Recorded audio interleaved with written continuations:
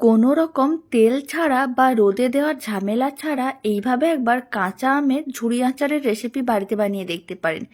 একবার বানিয়ে সারা বছর সংরক্ষণ করে রাখা যাবে, আর খেতেও ভীষণ ভালো হয়। টক মিষ্টি ঝাল কাঁচা আমের ঝুরি আচারটা বানানো একেবারেই সহজ।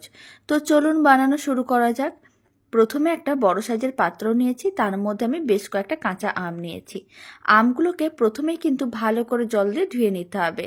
তারপরে একটা করে আম নিতে হবে, অল্প করে পেছনের অংশটা কেটে বাদ দিয়ে তারপরে কিন্তু আমের খোসাটা ছাড়িয়ে নিতে হবে। এখানে আমি প্রায় 700 গ্রাম আম দিয়ে আচারটা বানাচ্ছি। আমের পরিমাণটা আপনারা চাইলে কম বা বেশি করতে পারেন। ভালো করে আমের খোসাটা ঠিক এইভাবেই কিন্তু ছাড়িয়ে নিতে হবে। আর একইভাবে সমস্ত আমের খোসাগুলোকে ছাড়িয়ে তারপরে দেখাচ্ছি। সমস্ত আমের খোসাগুলো পরিষ্কার করে নেওয়ার পরে এরকম একটা গ্রেটার নিয়েছি। গ্রেটারের সাহায্যে আমগুলোকে নিতে হবে আর এরকমই গ্রেট করতে হবে। আঁটিটা বাদ দিয়ে পুরো আমটাকেই গ্রেট করতে হবে। আপনারা চাইলে বড় গ্রেটার থাকলে বড় গ্রেটারেও করতে পারেন, আর আমি এখানে মিডিয়াম সাইজের গ্রেটার দিয়ে গ্রেট করে নিয়েছি।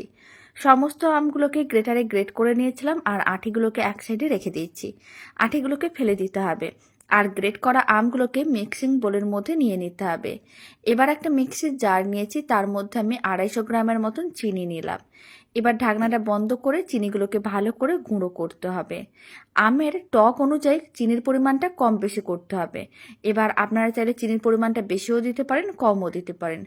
এখানে আমি যে 250 গ্রাম চিনিগুলোকে গুঁড়ো করে নিয়েছিলাম, সেই সমস্ত চিনির গুঁড়োটা গ্রেট করা আমের মধ্যে দিয়ে দিচ্ছি। আর খুব ভালো করে একসঙ্গে মিশিয়ে নিতে হবে। এইভাবেই কিন্তু ভালো করে মিশিয়ে এক সাইডে রেখে দিতে হবে।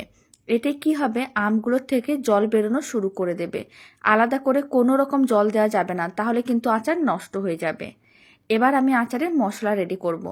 তার জন্য 5-6টার মতন নিয়েছি শুকনো লঙ্কা, আর আমি দিয়েছিলাম গোটা জিরে, গোটা ধনে, আর দিয়েছি মৌরি 5 ফোড়ন 1 চামচ করে।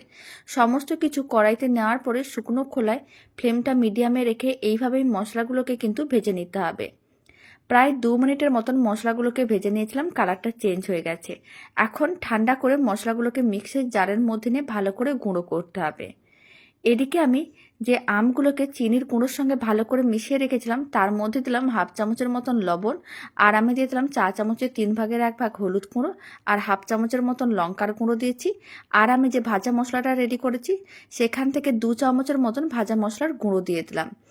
সমস্ত কিছু একসঙ্গে ভালো করে মিশিয়ে নিতে হবে, যাতে খুব ভালো করে সমস্ত কিছু মিশে যায়। খুব ভালো করে মেশানো হয়ে গেছে। এবার মিশ্রণটাকে এক সাইডে রেখে দিতে হবে। আর একটা কড়াইকে গ্যাসের ওভেনের ওপরে বসিয়ে পুরো মিশ্রণটাই কড়াইয়ের মধ্যে দিয়ে দিতে হবে। ফ্লেমটা মিডিয়ামে রাখতে হবে। মিডিয়াম ফ্লেমে এইভাবে প্রায় 30 থেকে 35 মিনিট রান্না করতে হবে। আর মাঝে মাঝে এইভাবে একবার নাড়াচাড়া করে রাখতে হবে।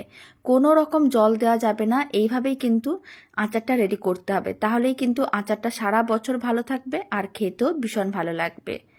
প্রায় 30-35 মিনিট এইভাবেই রান্না করে নিয়েছিলাম। আপনারা দেখুন আচারের কালারটা অনেকটাই চেঞ্জ হয়ে গেছে। এর থেকে আর বেশি ঘন করার দরকার নেই, তাহলে আবার আচারটা অনেক বেশি চিটচিটে হয়ে যাবে। এখন ফ্লেমটা অফ করে দিতে হবে।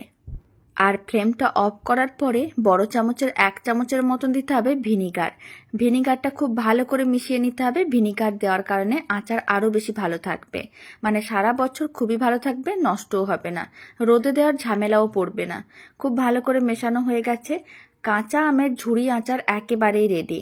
এবার এই আচারটাকে ঠান্ডা করে তারপর আপনারা যে কোনো কাঁচের বয়ামের মধ্যে ভরে রেখে দিতে পারেন। দারুণ স্বাদের আচারের রেসিপিটা শেষ পর্যন্ত দেখার জন্য আপনাদের অসংখ্য ধন্যবাদ। বাড়িতে বানালে কমেন্ট বক্সে জানাতে একেবারেই ভুলবেন না খেয়ে আপনাদের কেমন লাগলো। তো চলুন, ভিডিওটা আমি এখানেই শেষ করছি।